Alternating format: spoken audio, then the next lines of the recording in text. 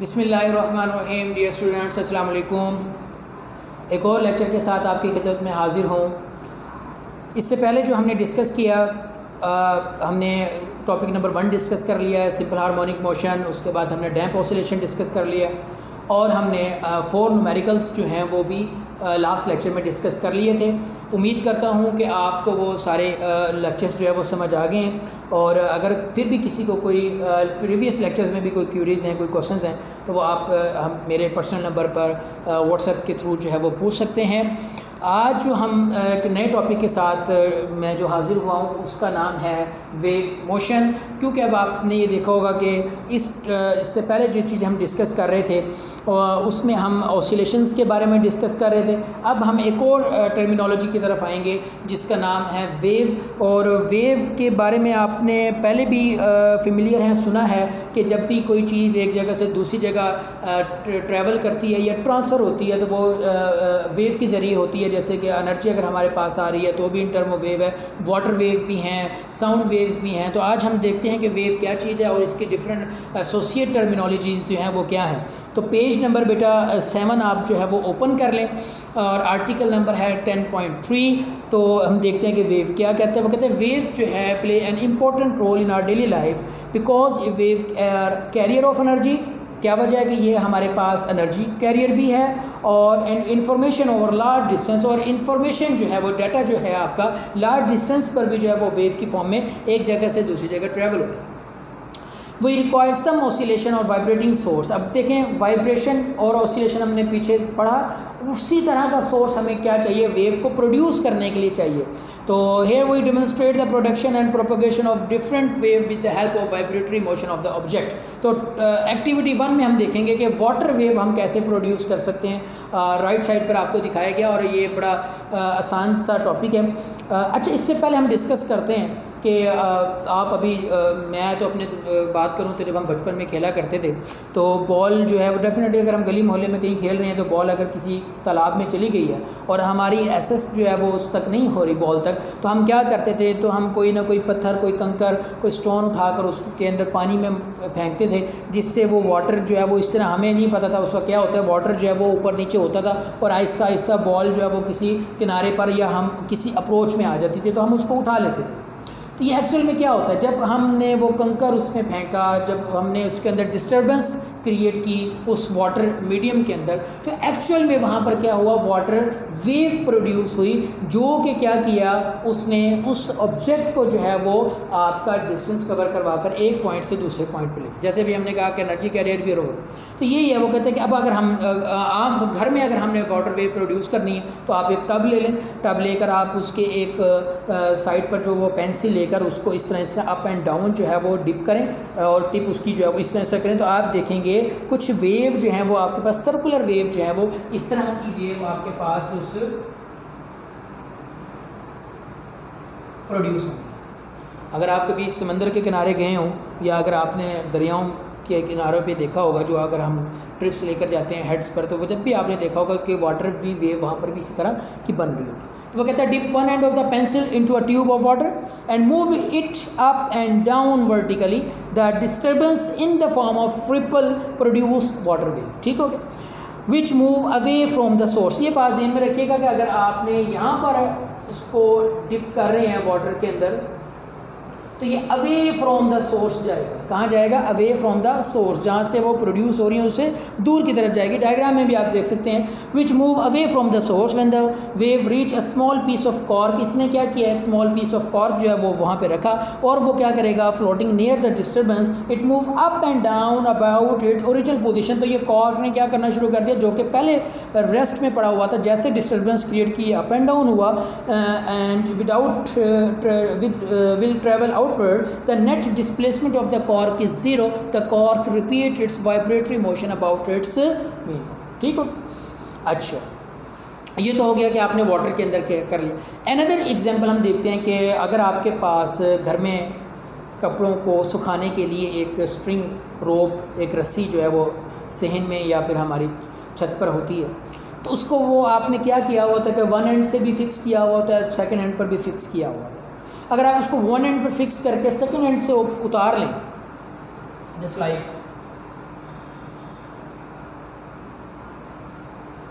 अगर आप इसको यहाँ पर कोई एक मार्क लगा दें, पॉइंट, या कोई रिबन बांध दें या कोई टेप से कर दें ताकि वो आइडेंटिफाई हो सके वो पॉइंट, और उसको पकड़ने के बाद आप इस तरह ऊपर नीचे तेज़ी से करें तो क्या होगा, इस तरह की सिचुएशन बनना शुरू हो जाएगी।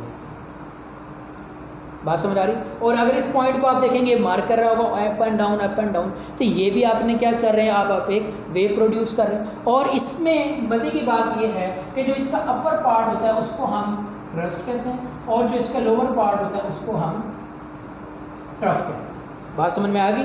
अपर पार्ट को हम क्या कहते हैं, क्रस्ट कहते हैं, और लोअर पार्ट को हम क्या कहते हैं, ट्रफ कहते हैं। ओके, इसको एक्टिविटी 2 को देखें ज़रा। Take a rope and make a mark a point P on it, tie one end of one rope with a spot and stretch the rope by holding its other hand in your hands. Now flipping the rope up and down regularly will set up a wave in the rope which travel towards the fix point. अब ये बात note करने की, जैसे आपने इसको up and down किया, ये वेव जो ट्रैवल करेगी किस तरफ करेगी, फिक्स पॉइंट की तरफ जो है वो क्या करेगी, ट्रैवल करना शुरू करेगी, just like this one. Okay, तो point P on the rope will start vibrate up and down as the wave pass across it. The motion of point P will be perpendicular to the direction of motion. अब ये point ज़रा समझ लें कि इसमें जो ये P है, वेव की मोशन किस साइड पर है, दिस वन। पॉइंट की मोशन किस तरफ है, वो अप एंड डाउन, यानी ये इसके क्या है, परपेंडिकुलर है। जो पॉइंट P है वो क्या हो रहा है, परपेंडिकुलर मूव कर रहा है किसके, अलोंग द वेव। ठीक हो गया, तो ये दो आपके पास आ गए। सो हमारे पास फिर वेव की डेफिनेशन क्या हुई, नेक्स्ट पेज नंबर 8 पर देखें कि वेव क्या है, वो डिस्टर्बेंस है in the medium which cause the particle of the medium. Particle of the medium के अंदर जो वजह बनता है टू अंडरगो वाइब्रेटरी मोशन, के वो क्या करना शुरू कर दें, वाइब्रेटरी मोशन शुरू कर दें अबाउट देयर मीन पोजीशन, अपने मीन पोजीशन पर, कहाँ पर, in equal interval of time, equal interval of time पर। इस तरह की जो डिस्टर्बेंस है उसको हम क्या कहते हैं, वेव कहते हैं। ओके, इसकी दो टाइप्स हैं। There are two types of wave, the one is mechanical wave, the second one is an electromagnetic wave.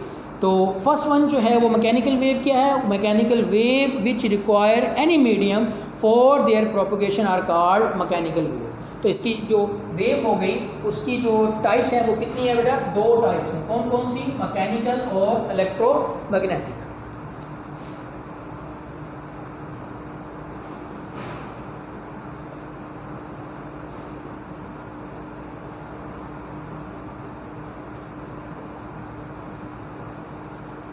Mechanical wave जिसको प्रोड्यूस करवाने के लिए, जिसको प्रोपोगेट करवाने के लिए हमें किसकी ज़रूरत हो, मीडियम की ज़रूरत हो। जैसे कि वाटर वेव अगर प्रोड्यूस करवानी है तो डेफिनेटली वाटर की ज़रूरत है, साउंड वेव प्रोड्यूस करवानी है तो हमें एयर की ज़रूरत है। तो लिहाजा इस तरह की जो जिस वेव्स होंगी जिसमें हमें मीडियम रिक्वायर्ड होगा उस तरह की वेव को हम क्या कहेंगे, मैकेनिकल। इसके एग्जांपल्स आप देखें, mechanical waves are water waves, sound waves and wave produce on the string and the springs. ठीक है, दो second one is an electromagnetic wave. Electromagnetic wave कौन सी वेव है, जिसको हमें प्रोपोगेट करवाने के लिए किसी मीडियम की रिक्वायरमेंट नहीं होती।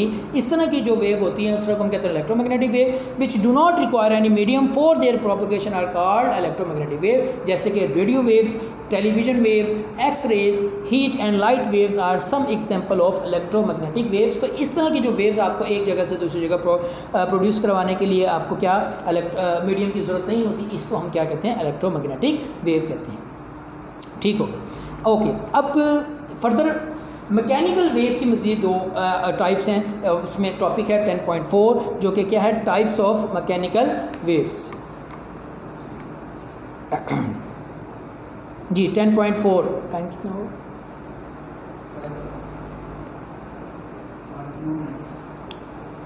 ओके बेटा। टाइप्स ऑफ मैकेनिकल वेव जो है पेज नंबर 8 पर आप देखें।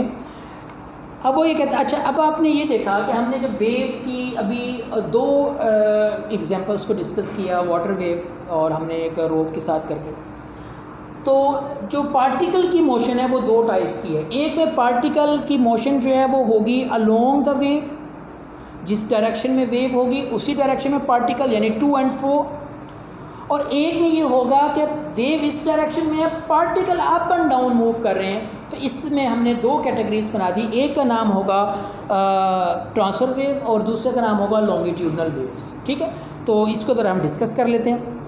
वो कहता है depending upon the direction of displacement of the medium with respect to direction of propagation of wave. क्या मीडियम के लिहाज से, जो वेव का मीडियम के लिहाज से, जो वेव की अपनी डायरेक्शन है उसके लिहाज से आप इसको अगर डिस्कस करें तो वो इसको हमने दो उसमें कहा कि मैकेनिकल वेव में भी क्लासिफाइड एज लॉन्गिट्यूडनल और transfer. Longitudinal wave can be produce on a spring slinky placed on the smooth floor on a long bench.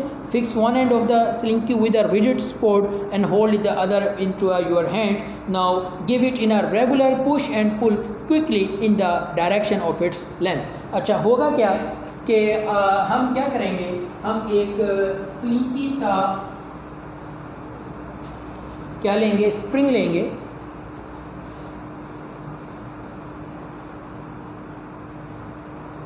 और उसको क्या करेंगे, किसी एक एंड के साथ फिक्स कर देंगे। अब आपने क्या करना है, इस स्प्रिंग को पकड़कर इस तरह इस तरह इस तरह इस तरह यानी to and fro motion, to and fro motion, to and fro motion में मूव करवाना है। तो क्या होगा,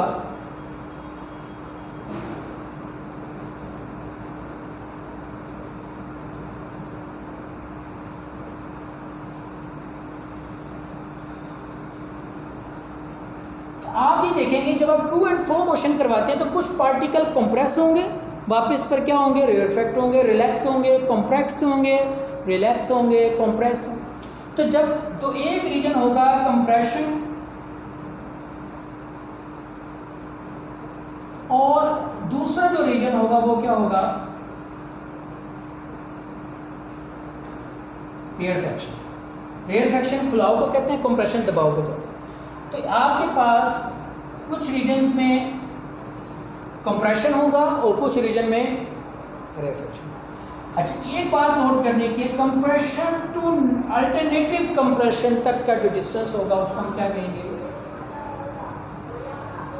वेवलेंथ। और इसको हम किससे रिप्रेजेंट करते हैं, सिंबल इसका क्या है, lambda.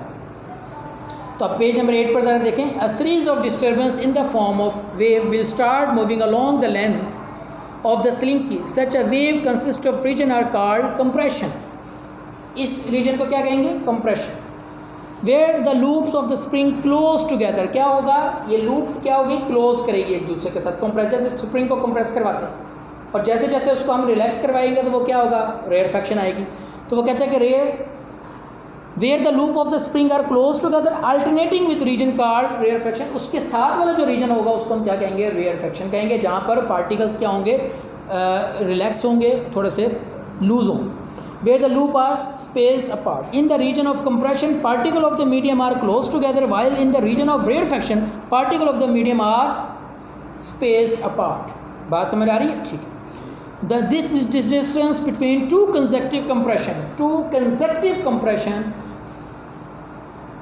particle of the medium or space consecutive is called wavelength। मैंने आपसे पहले ही बताया कि दो compression या दो rarefaction जो है वो आपके पास क्या कहलाएगा,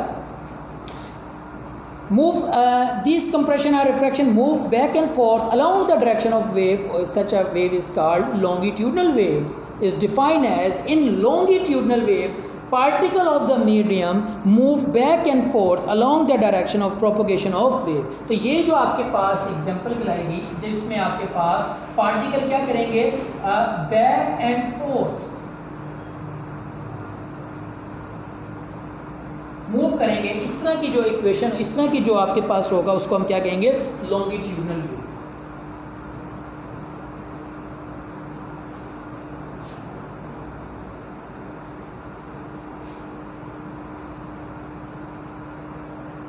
दोबारा समझ लें, फिक्स एंड किया, स्प्रिंग लिया, स्लिंकी स्प्रिंग, थोड़ा सा ढीला सॉफ्ट सा, जिसको आप क्या करवा सकें, बैक एंड फोर्थ पर क्या करवा सकें, मूव करवा सकें। तो जब आपके पास जो वेव की प्रोपोगेशन है वो भी इस तरफ है, वेव भी किस तरफ बन रही है, इस तरफ बन रही है, और जो पार्टिकल्स हैं वो भी क्या कर रहे हैं, बैक एंड फोर्थ दे रहे हैं, इसका मतलब ये हुआ ऐसे पार्टिकल्स जिसमें जो मीडियम है वो मूव करे back and forth to the direction of propagation of wave, इसको हम क्या कहते हैं, लॉन्गिट्यूडनल वेव कहते हैं। आप इसी स्प्रिंग को उठाकर क्या करें, अप एंड डाउन, जैसे वो हमने रोप याद होगा, तो अप एंड डाउन करना शुरू कर दें तो ये कुछ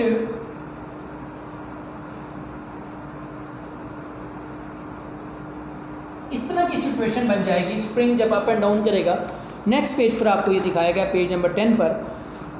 तो इसमें मैंने आपको बताया था कि जो अपर पार्ट है वो क्या कहलाया था, क्रस्ट, और जो डाउन था हमने उसको क्या कहा था, ट्रफ। और इसी तरह दो क्रस्ट के दरमियान या ट्रफ टू ट्रफ जो डिस्टेंस होगा उसको हम क्या कहेंगे, वेवलेंथ। वहाँ पर compression to compression, rarefaction to rarefaction, यहाँ क्रस्ट टू क्रस्ट और ट्रफ टू ट्रफ का जो डिफरेंस होगा। अब आप इसमें देखें कि वेव की तो डायरेक्शन यही है, पार्टिकल्स की डायरेक्शन क्या है, up and down, up and down. तो जिसमें वेव इस तरह जा रही हो, पार्टिकल उसके परपेंडिकुलर अप एंड डाउन आ रहे हो, इस तरह की जो आपके पास वेव है, इसको हम क्या कहते हैं, ट्रांसफर वेव।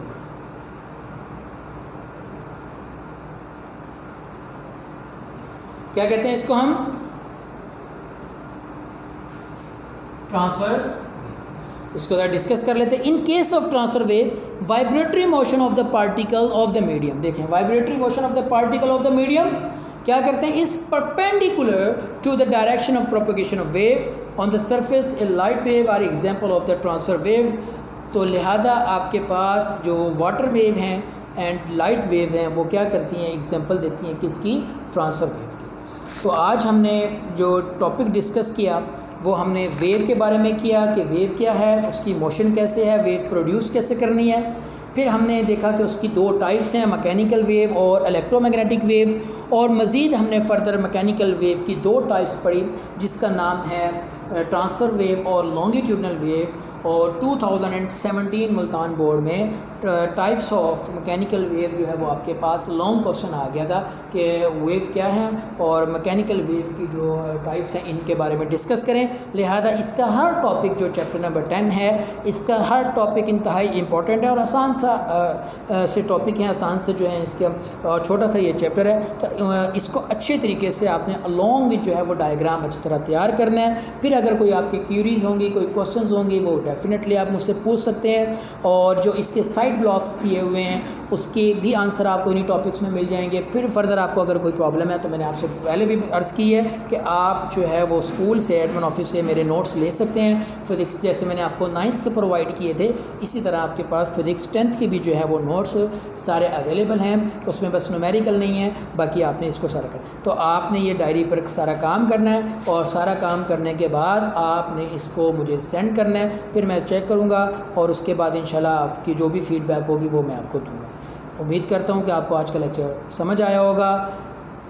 आज मुझे इजाज़त दीजिए। Thank you very much. अल्लाह हाफिज़।